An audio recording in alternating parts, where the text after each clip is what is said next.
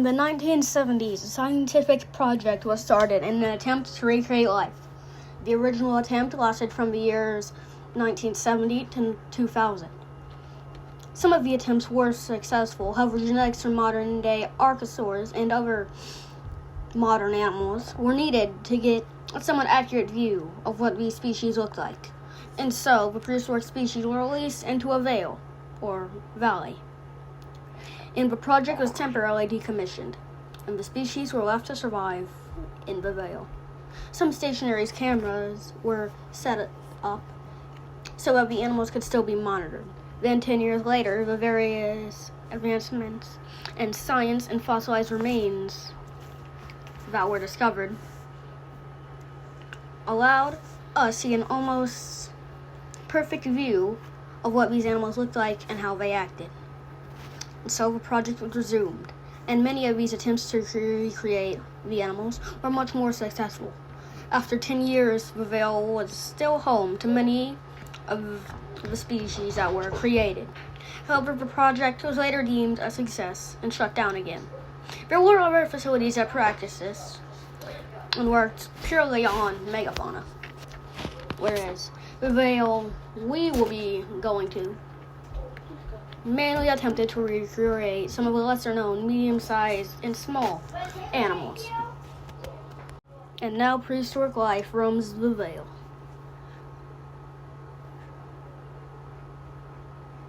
Ruins of what once was lie around. Walls of abandoned facilities. Only remnants of what once was. And a veil. An ancient veil.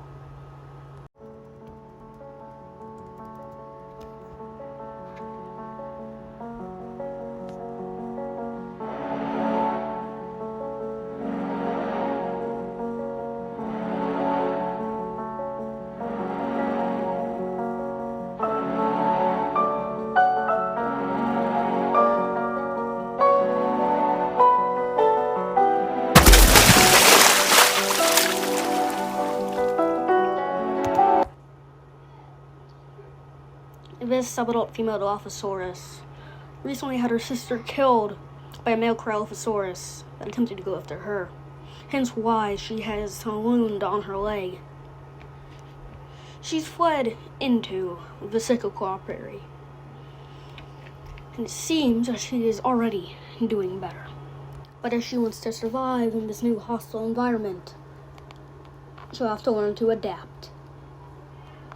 Many new animals are here. Small birds, lizards, even mammals like Rapano mammoths live here. She's curious, but today there's not much here. But now she'll face her first trial.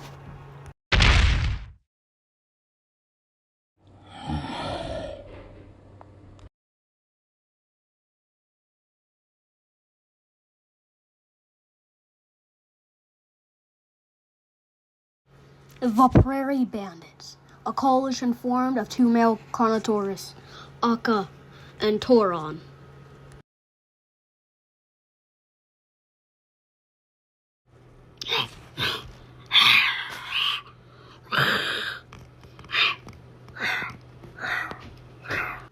Neither of the two coalition members seem very intimidated.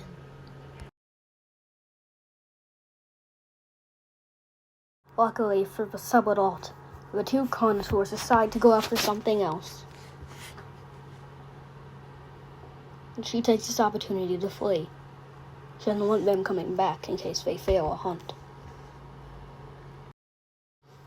Elsewhere, in the eternal forest, a female irritator roams. It's likely that she has been pushed out of her old territory, and so she's looking to occupy a new one. Spinosaurids will usually hunt fish, but they are opportunists. And so anything from ornithopods, baby dinosaurs, sauropods, and even as dog kids are not off the menu. But it would seem she's tracking something. And she's found it.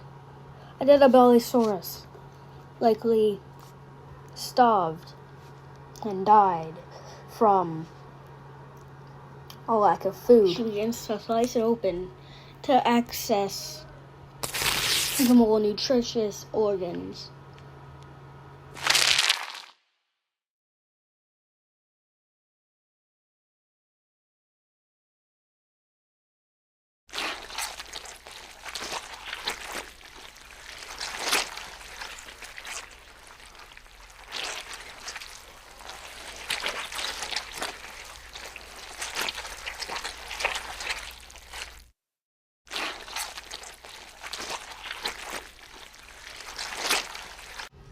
This will be enough to fuel her for her journey.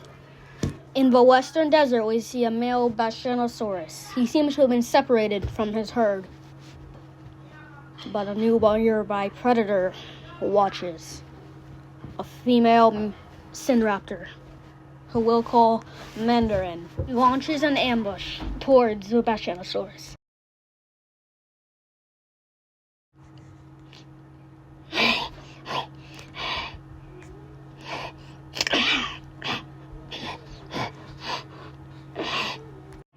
She sustained an injury to her upper jaw near her crest. Not fatal, but it's enough to stop her for now.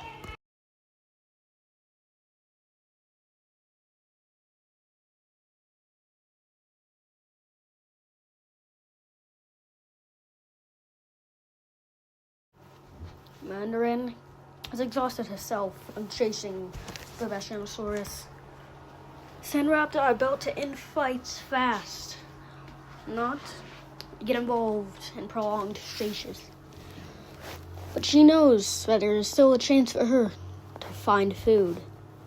The distant calls of a sauropod in distress echo through the desert. But for now, she'll rest from